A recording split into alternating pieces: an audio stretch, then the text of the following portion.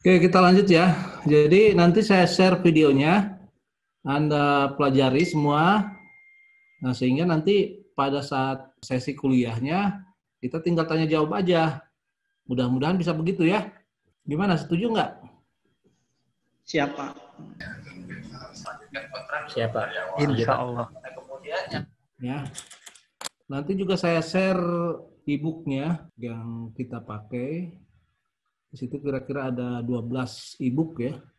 Dan saya akan tunjukin di setiap topik itu di e-booknya yang mana aja yang kita pakai ya. Tuh. Oke, untuk kali ini saya akan membicarakan mengenai post estimation test atau yang kalau dalam ekonometrik lebih dikenal sebagai diagnostic test, tes diagnostik. Ini tentunya dengan asumsi Anda sudah memiliki pengetahuan di bab 1 yaitu mengenai least square. Oke. Nah, ada beberapa hal yang mesti diklarifikasi ya. Jadi topik 2 ini merupakan kelanjutan dari topik 1 dan akan menjadi bahan untuk selanjutnya di topik 3, 4, 5 ya. Di topik 3 kita akan membahas mengenai weighted least square atau FGLS atau visible GLS yang itu berhubungan dengan heteroskedasticity ya. Jadi bagaimana kita menghandle masalah heteroskedasticity. Nah, untuk heteroskedasticity-nya akan kita bahas sekarang ya. Kemudian kedua, kita akan membahas mengenai autocorrelation. Nah, tes mengenai autocorrelation ini nanti kalau ada autokorelasi, maka cara menghandle-nya akan di-provide di bab 5, ya, yaitu dengan non-linear least square. Ya.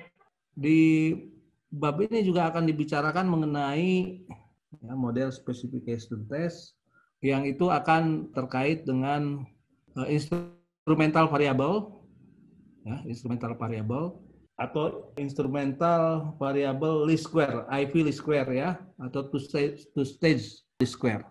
Itu akan dibahas di bab 4 kalau nggak salah. Ya, kita mulai dengan normality test ya. Jadi sekali Anda sudah merun regresi, baik itu linear maupun non-linear, asumsinya kan error itu normal. Jadi kita harus menguji apakah error yang dihasilkan oleh regresi yang atau model yang kita estimate itu at least nearly normal, ya, nearly normal atau weakly normal atau normal ya mendekati normal ya. Itu. Nah, secara formal kita bisa pakai Jarku-Bera test dengan rumus seperti ini. Saya nggak harus menerangkan apa itu rumusnya ya. Dengan N itu adalah jumlah observasi, K itu kalau di sini K itu adalah kurtosis dan S adalah skewness. Jadi sebelum sampai ke Jarku-Bera, Anda harus menghitung skewness dulu dengan rumus seperti ini dan kurtosis seperti ini ya. Jadi kalau skewness itu, kalau dia negatif, skewness-nya, maka tail-nya itu lebih banyak ke kiri. Jadi distribusinya melenceng ke kiri. Kalau positif, dia melenceng ke kanan. Berarti harus kira-kira close to zero ya. Gitu. Jadi semakin besar positifnya, dia semakin melenceng ke kanan. Kalau normal kan itu bell shape ya. Jadi kiri dan kanan distribusinya kira-kira sama. Kurtosis untuk mengukur apakah relatively flat atau tipis ya. Kalau dia itu normal kan biasanya begini. Ini walaupun gambarnya kurang bagus ya. Kalau dia itu flat kira-kira begini. Ya. Kalau dia peak itu begini. Nah, gitu ya. Jadi kurvanya tipis. Dan itu kalau kurtosisnya mendekati 3, maka itu relatively normal. Tapi kalau dia itu lebih dari 3, berarti kurtosisnya atau distribusinya itu memuncak atau relatively tipis. Tapi kalau lebih kurang dari 3, dia itu flat. Jadi relatively mendatar. Kira-kira begitu. Nah, dengan mendapatkan skewness dan kurtosis, Anda bisa hitung Jacobera statistik ya, dengan 2 degrees of freedom dan distribusinya chi-square. Nah, nanti di bagian setelah Anda memastikan bahwa relatively normal ya, Anda juga harus menguji apakah ada heteroskedasticity atau tidak. Dan ini biasanya kelihatan hanya bisa kelihatan dengan formal test ya. Diasumsikan Anda punya regresi seperti model seperti ini ya. Jadi dan estimate terhadap error kan dinotasikan sebagai epsilon, tetapi estimate-nya sebagai I atau E ya.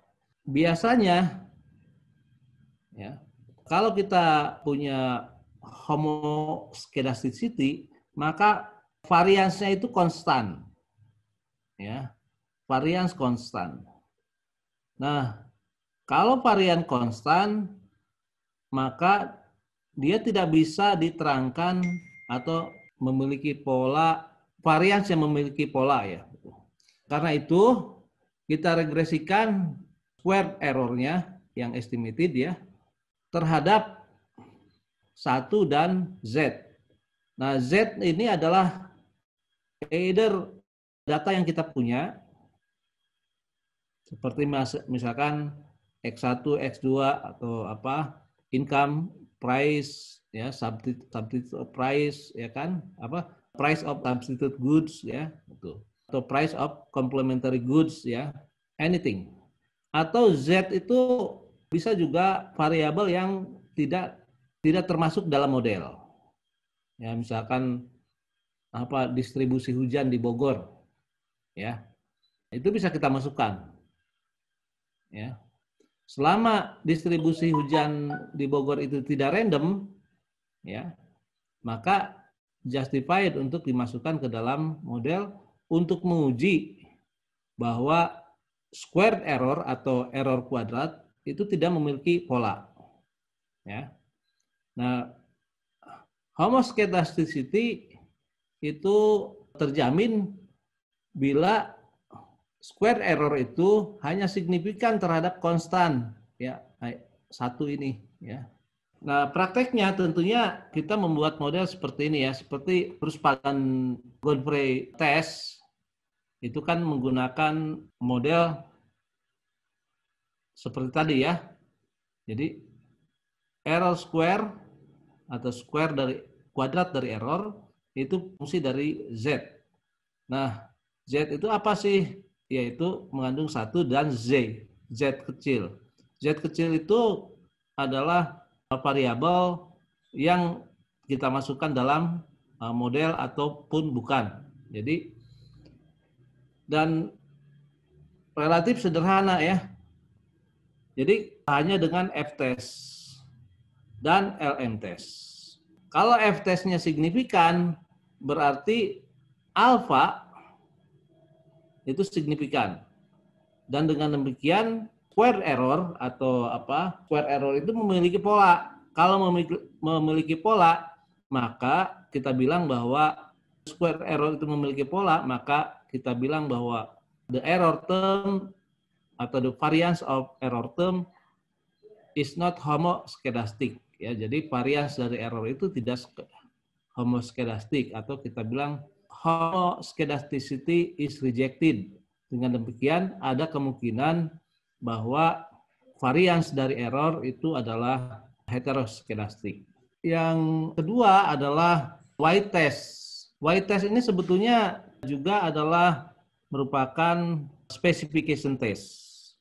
Ya, karena dia mengandung error, regresinya mengandung interaction dan square term, ya, square term. Nah, di y-test ini notasinya ini agak apa? Di sini agak, kalau kita punya explanatory variable x2, x3, x4, ya kan? Kita include sebetulnya ini adalah untuk observasi ke i di-square-kan sama dengan alpha 1 plus ya alpha 2 atau A bisa juga 2 X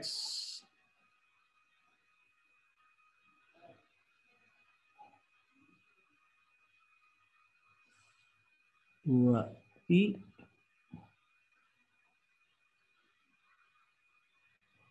plus X alpha 3 X I.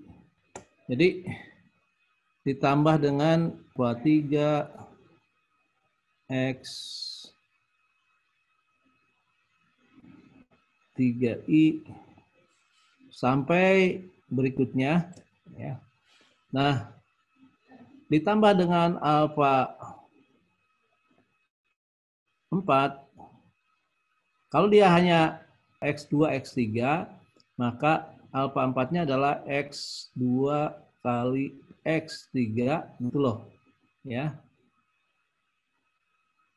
Jadi ditambah interaction, ditambah alpha 5 X 2 I kuadrat tambah alpha 6 X3 kuadrat gitu. Ya. Tuh. Jadi ada interaction terms-nya. Jadi ada square. Tentunya Anda bisa powernya, polinomialnya bisa sampai banyak ya. Nah, kalau alfa ini signifikan, maka kita bilang bahwa ya alfa 2 sampai alfa ke 5 atau 6 itu signifikan ya.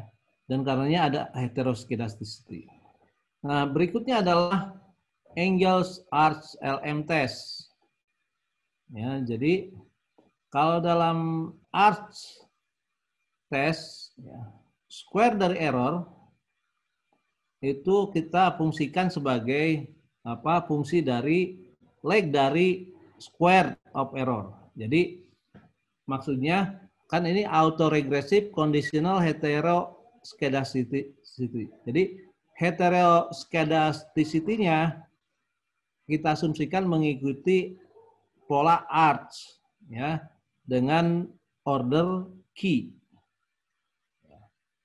Nah, kalau alfanya itu signifikan ya dengan LM test seperti ini atau dengan ini likelihood ratio seperti itu, maka apa yang kita definisikan di sini, maka ada arch ya. Nah, arch itu adalah seperti namanya autoregresif ya. Yang dimaksud autoregresifnya ini adalah yang bagian ini ya. Conditional heteroskedasticity. Jadi kalau alfanya itu signifikan, maka ada heteroskedasticity. Nah, ini bisa jadi dalam Jarku-Bera itu kelihatan normal, tetapi menurut Arch test ya kalau dia signifikan atau lebih besar dari critical value, maka sebetulnya itu menunjukkan heteroskedasticity yang bersifat autoregresif. Jadi varians pada waktu T itu fungsi dari varians dari leg-nya. Agak berbeda dengan, coba lihat ya, dengan Engels-Arch LM test, dengan Y test, kan di sini semuanya adalah yang dimasukkan itu adalah error square atau kuadrat dari error atau yang merupakan proxy dari varians. Di Harvey test, dependent variabelnya adalah log dari varians atau log dari squared error. Dan sebagaimana biasa, Z ini ya, tentunya Anda bisa mengambilnya dari explanatory variables ya. Kemudian atau variabel-variabel lainnya. Di Harvey test, LM testnya agak berbeda sedikit ya, yaitu rumusnya seperti ini.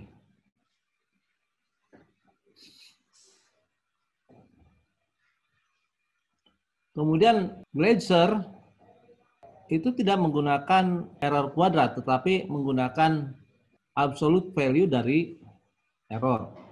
Ya. Sedangkan fungsinya tetap sama regresornya ya, yaitu Z.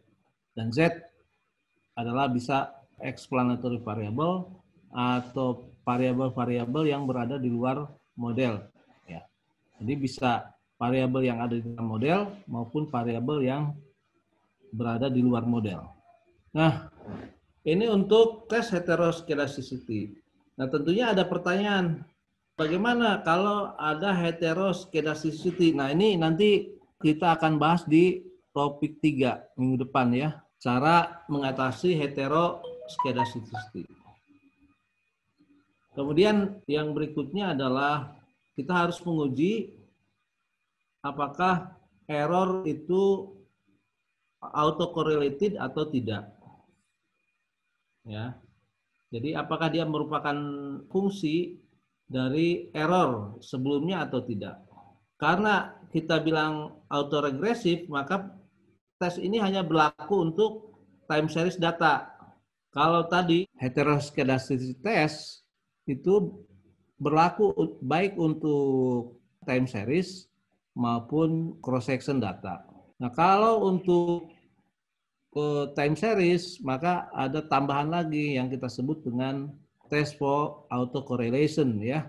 Kalau ada autocorrelation atau autoregression ya, maka ACF-nya itu dia tidak mudah dying out ya. Jadi autocorrelation function-nya itu misalkan kalau nilainya awalnya 0,9, nanti di periode kedua 0,9 kali 0,9 gitu. Jadi tidak mudah untuk menyusut.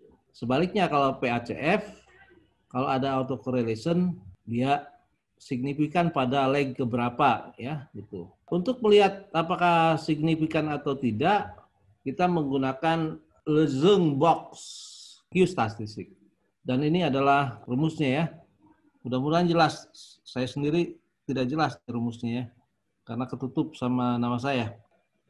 Nah, untuk yang lebih jelasnya lagi, ada yang cara yang lebih mudah, yaitu dengan Bruce-Godfrey Serial Correlation Test, di mana error pada waktu sekarang merupakan fungsi dari error di waktu-waktu yang lalu. Tesnya adalah apakah alfa di sini signifikan atau tidak.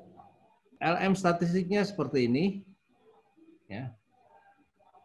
Atau ini sama dengan LR statistik. LM itu Lagrange multiplier, LR itu log likelihood ratio. Nah, ini dengan mudah kita bisa mengetahui di leg berapa dia terjadi autocorrelation-nya, ya itu. Tanpa harus melihat secara grafikal, dan tentunya tergantung pada T ratio-nya ya. Kalau T ratio dari alfanya itu lebih dari 1,96 ya, maka kita yakin misalkan di leg kedua atau ketiga ya atau itu terjadi autokorelasi ya. Nah, yang ketiga adalah bagaimana kita melakukan spesifikasi model. Nah, ini yang sering kali dilupakan oleh teman-teman preset ya, bahwa model kita mesti robust atau appropriate ya, atau sangat baik ya. Di model specification tentunya ada dua pertanyaan.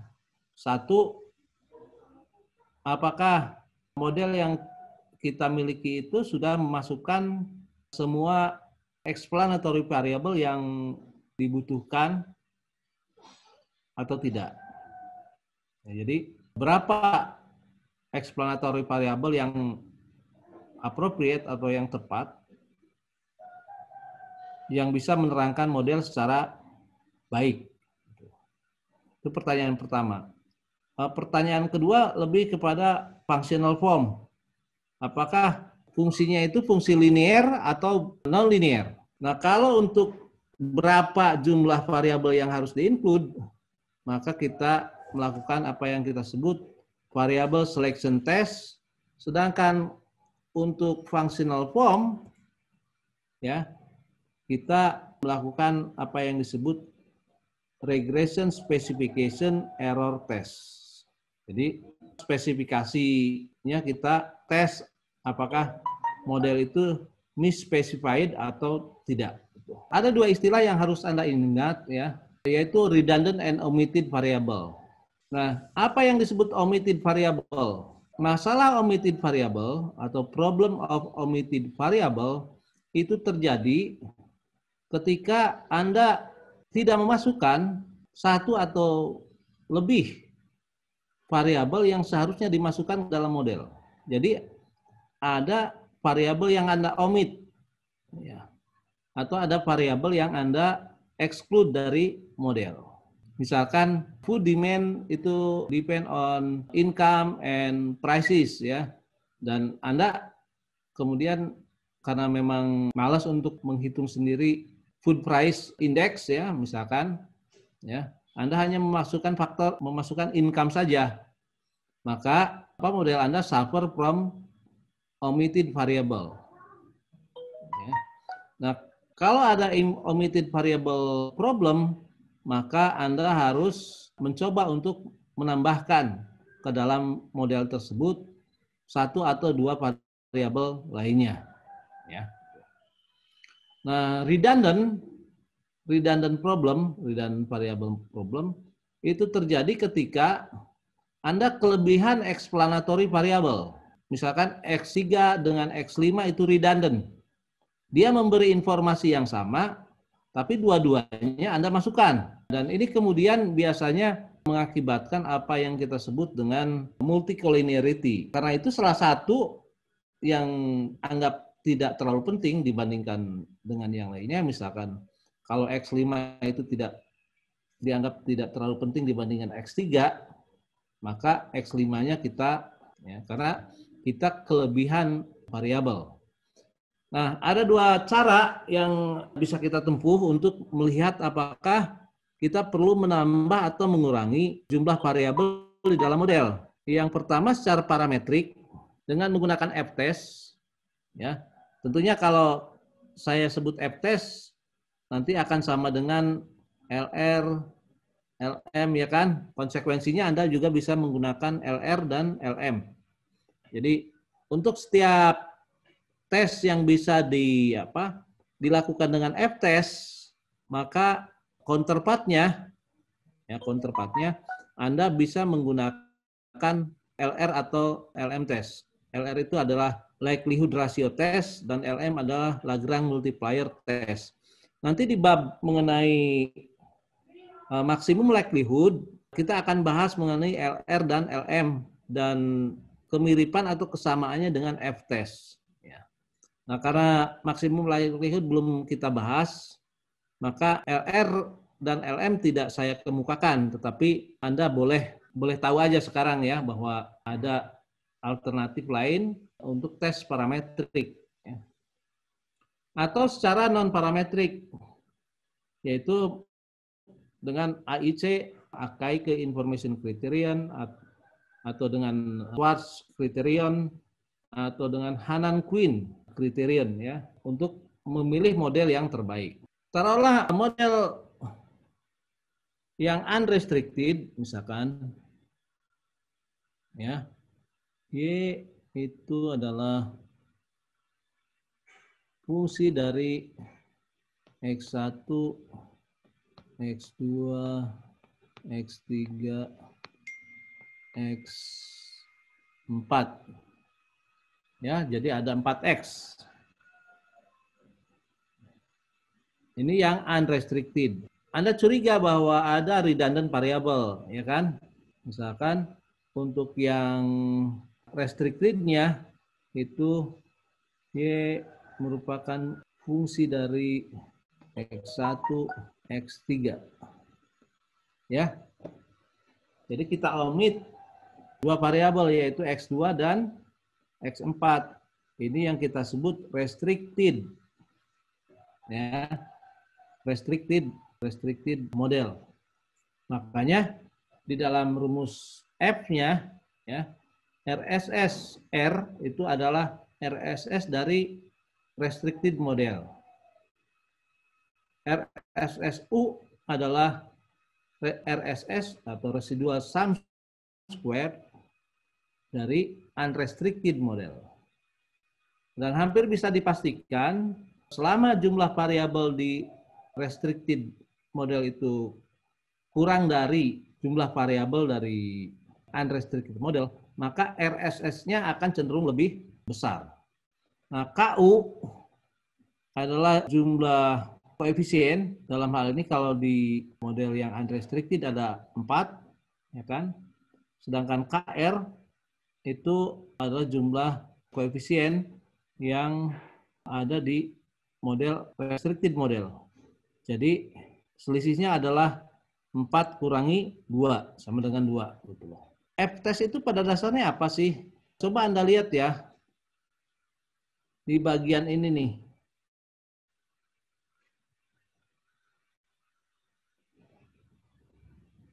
Ya. Bagian ini.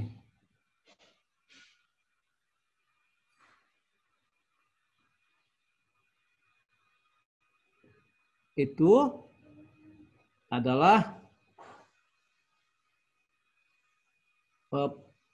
berapa proporsi perubahan changes ya, perubahan dari RSS. Oke. Jadi kalau RSS-nya itu perubahannya relatif kecil, maka F-nya juga nilai F-nya akan semakin kecil. Dan kalau F semakin kecil kan mengarah kepada tidak signifikan. Kalau RSS perubahan RSS-nya itu begitu besar, ya, perubahan RSS-nya itu begitu besar, maka kecenderungan akan meningkatkan nilai F. Dan kalau nilai F meningkat, maka akan menjadi lebih signifikan. Ya. Jadi proporsi perubahan RSS per unit perubahan jumlah variabel. Karena atau bukan jumlah variabel, per unit perubahan jumlah degree of freedom ya, degree of freedom. Karena KU minus KR ini kan adalah perubahan jumlah variabel ya. Sedangkan ini adalah degree of freedom untuk regresi unrestricted. Nah, karena itu F-test ini tidak harus Anda ingat ya. Karena akan otomatis Anda kalau Anda mengerti konsep dasarnya ya, menggunakan F-test itu relatif gampang lah. Tidak harus Anda ingat ya. Jadi semakin besar perbedaan RSS antara restricted dengan unrestricted, maka akan ada kecenderungan F-nya menjadi semakin besar dan signifikan. Nah, kalau perubahan RSS-nya itu besar, maka berarti yang restricted, ya enggak, yang restricted model itu dia cenderung memperbesar RSS secara signifikan. Dan karena itu, kemudian yang restricted version itu adalah model yang tidak lebih baik.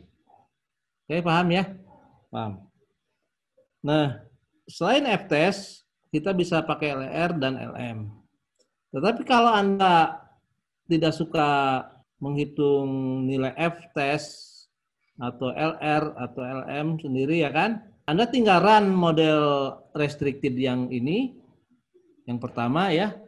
Kemudian model yang unrestricted yang pertama. Kemudian Anda run lagi model yang di restrict. Kemudian hitung AIC dan dibandingkan dengan AIC restricted. Atau hitung SC dan bandingkan yang unrestricted dengan SC yang restricted. Model terbaik adalah kalau dia menghasilkan AIC yang lebih kecil atau SC yang lebih kecil. Nah, biasanya antara AIC dengan SC konsisten, tetapi dalam prakteknya selalu ada perbedaan kesimpulan. Ya, gitu. Nah, kalau ada perbedaan kesimpulan seperti itu, lebih baik Anda gunakan F-test yang lebih certain. Ya. Kemungkinan besar Anda menghadapi masalah omitted variable atau bisa juga functional form-nya tidak tepat. Jadi misalkan kita menspesify model linear seperti ini. Ya. Seharusnya model ini tidak linear, seharusnya misalkan ya. Misalkan selain Y sama dengan X1 beta ya kan, misalkan itu ditambah dengan alfa X1 X2 ya kan,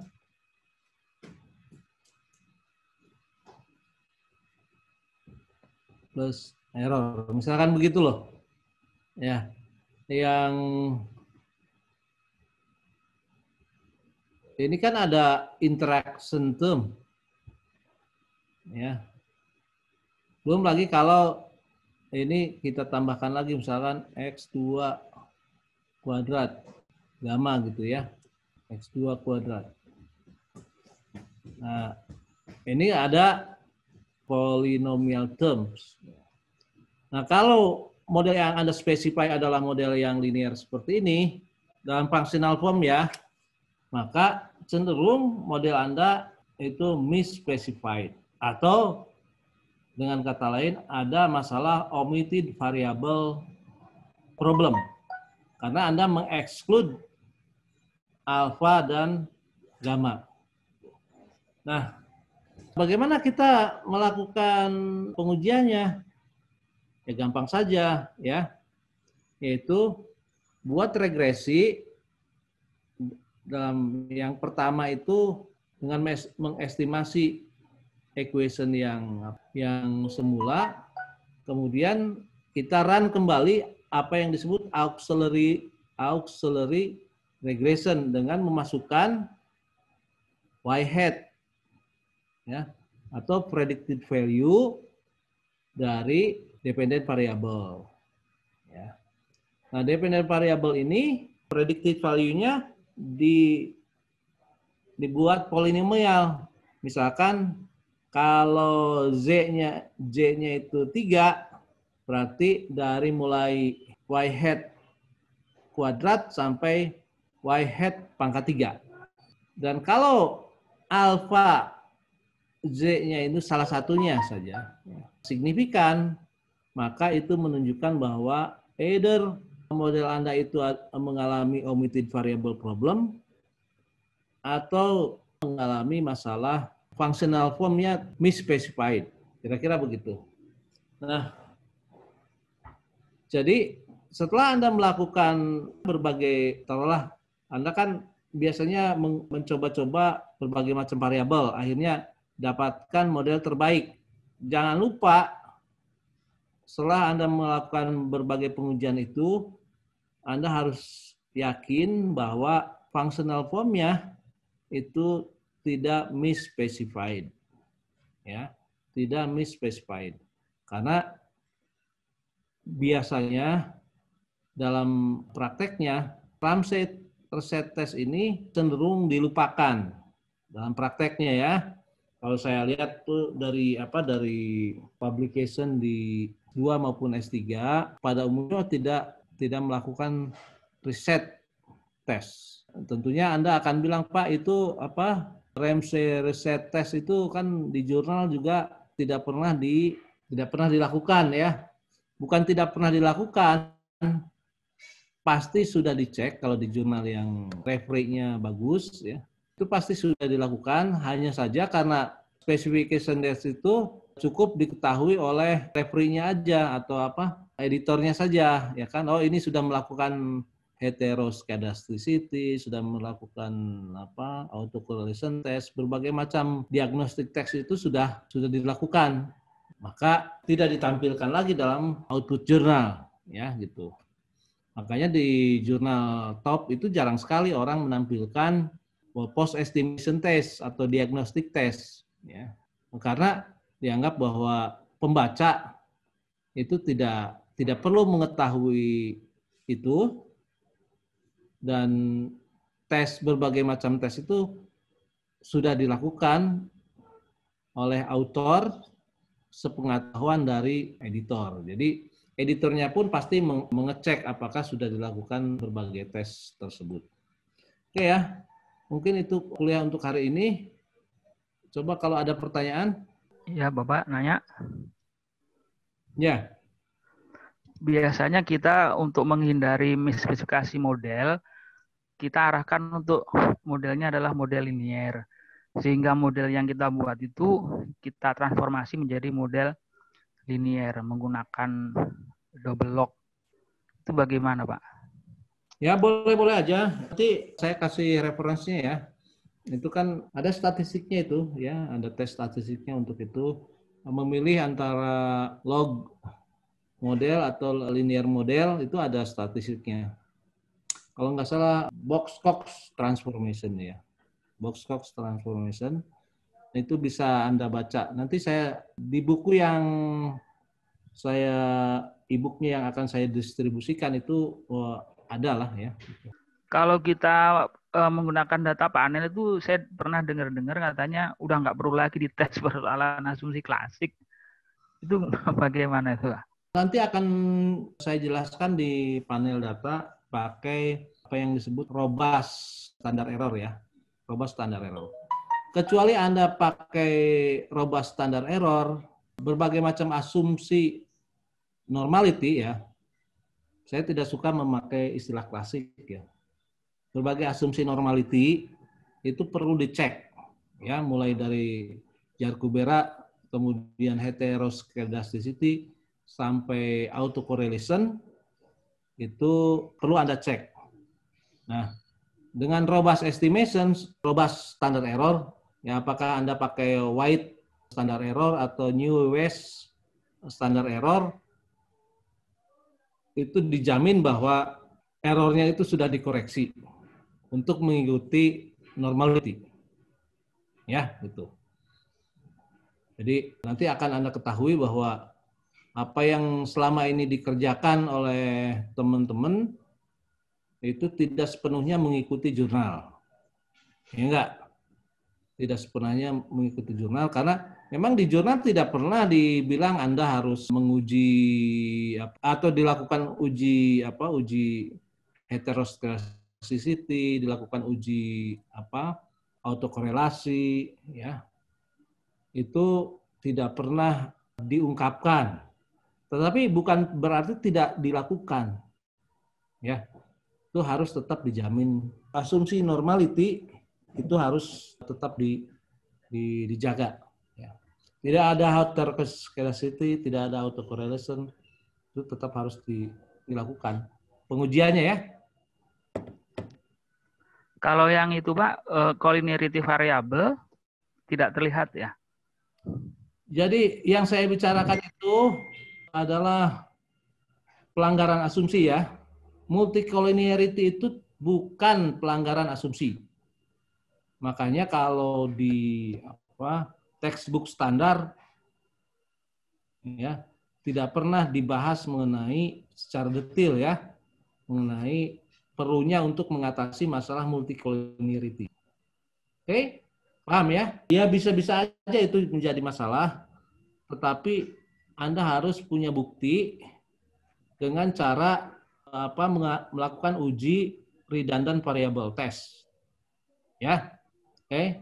Tadi kan saya udah mengumpulkan apa yang disebut redundant ya. Paham nggak? Iya, Pak. Redundant itu Anda memasukkan terlalu banyak variabel. Iya. Ya.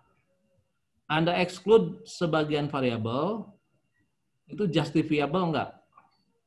Nah, kalau variabelnya itu redundant, ya kan, maka justifiable bagi Anda untuk menghilangkan masalah multicollinearity. Kira-kira begitu ya, paham ya? Ya. Jadi multicollinearity itu bisa Anda handle sepanjang ada basis untuk menghilangkannya. Ya. Kalau hanya untuk tes apakah ada multicollinearity atau tidak, kan begini, nanti ada orang bilang multicollinearity itu ya kalau 50% aja itu sudah gawat. 90% udah gawat. Ya, padahal yang kita hindari adalah perfect collinearity. Ya, oke. Sepanjang itu allowable di dalam model tidak menjadi masalah ada multicollinearity ya. Oke, gitu ya. Ada pertanyaan lagi? Cukup, Bapak. Oke, sip. Cukup, Pak, cukup. Terima kasih. Terima kasih banyak, Pak.